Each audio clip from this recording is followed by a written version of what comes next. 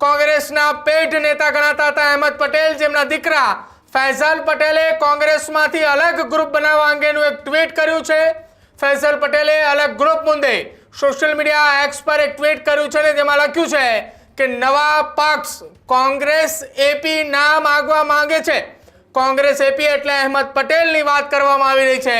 મારી બહેન પણ મારી સાથે જોડાઈ શકે છે, આ પ્રકારની વાત ફૈઝલે કરી છે। જો કે ફૈઝલ પટેલની બહેન મુમતાઝે આ અંગે સોશિયલ મીડિયા પર પોસ્ટ મૂકીને જ જવાબ આપ્યો છે, મારી કોઈ જ નવી પાર્ટીમાં જોડાવાની યોજના નથી અને સાથે જ મારા ભાઈના વિચારો અને નિર્ણયો સંપૂર્ણપણે એ તેમના છે। હું એના કોઈ નિર્ણય સાથે સહમત નથી અને મને કોઈ પણ આ પ્રકારના નિર્ણય સાથે જોડવી નહીં। આ પ્રકારનું સોશિયલ મીડિયાના માધ્યમથી એક ટ્વીટ કરવામાં આવ્યું છે।